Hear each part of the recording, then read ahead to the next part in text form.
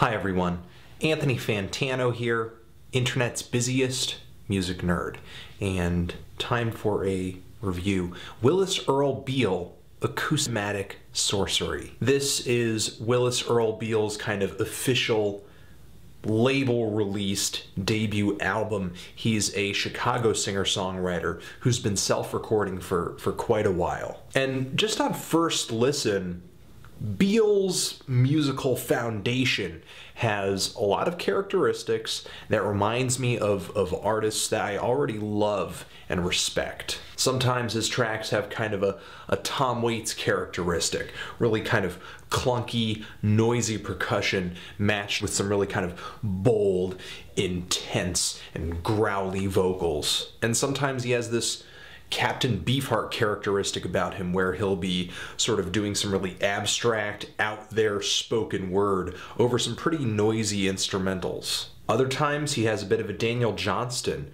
angle to his songs with a very DIY, lo-fi, self-recorded aesthetic onto tape, so there's that kind of warbly sound with the instruments.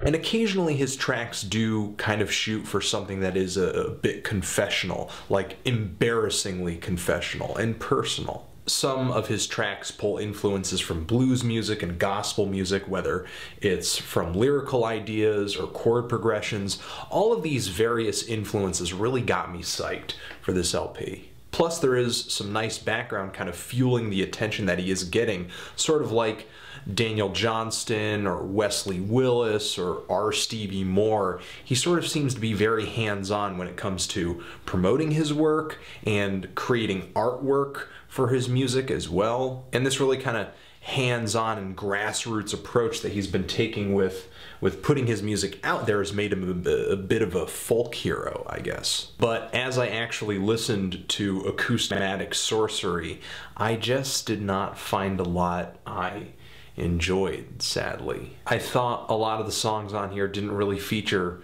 lyrics I found interesting. I thought a lot of the structures of these songs and the melodies got kind of monotonous. I didn't think the instrumentation was that great a lot of the time, and I didn't think these songs were that tuneful. The instrumental foundation of this LP is guitar, vocals, and a little bit of found percussion. And all of that instrumentation is recorded onto a tape recorder, so you do kind of get that tape sound. And to me it sounds like then it's taken off of the tape and assembled or looped pretty quickly on a computer. On a lot of these tracks, the guitar or whatever's being played doesn't really sound like it's being performed. It's just kind of cycling in a really uninteresting way underneath the vocals, which I would be okay with if I didn't think the vocals were so kind of hit or miss. For example, the track Take Me Away to me is actually a highlight on here. It's a really riveting track with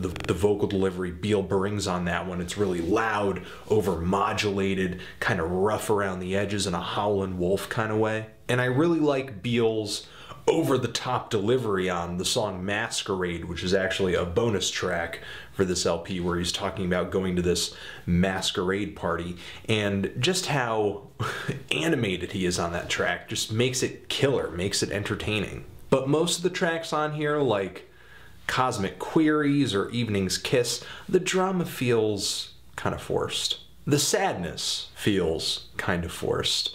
And these tracks kind of expose this album's biggest issue for me, and that is Beal does not come off as being that great of a storyteller. Some tracks on here go down a road that is Beal throwing out a bunch of abstract imagery that doesn't really connect in a very obvious way, but I'm sure it does for him personally. But the images aren't really all that out there, not to the point where it would be thrilling to listen to them, and they don't come off as that vivid either, partially because of what he's saying, but partially because there's no real oomph behind his singing. And then there are songs on here kind of like Monotony, where the lyrics are very personal, very honest, very focused on Beal's feelings, but they're really not that revealing.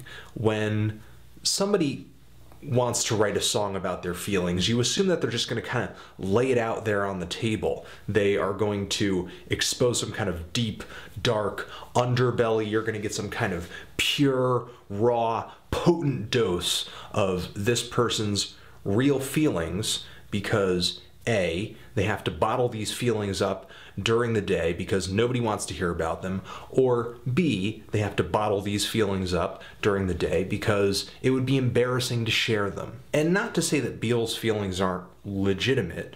On the track Monotony, where he kind of talks about being generally bored, not really all that sad, not really all that happy, kind of blasé. I'm sure he actually feels that way, but the thing is, the feelings he talks about on this album are kind of ordinary, so it doesn't make them all that exciting to listen to. There are some spots on here where I think Beal does come through as being really entertaining, like on Ghost Robot or Swing on Low, where the percussion is really kind of loud and quirky and just over-modulated and noisy, and his vocals are kind of doing a spoken word thing with some lyrics that are very fun, very playful, exposing this side of him that just does not take itself that seriously. But those are pretty much the only spots on here that I liked. For the most part, I feel like this album just drags. It is just so dry. It does not bring a lot of song.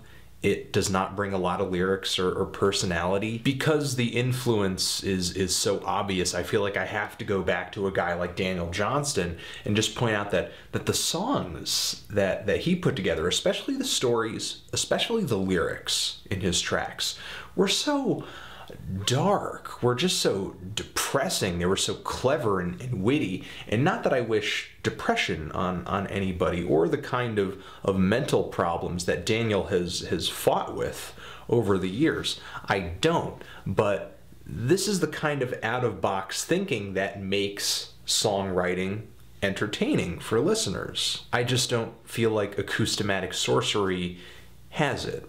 That's all. So I'm kind of feeling a strong 3 to a light 4 on this thing.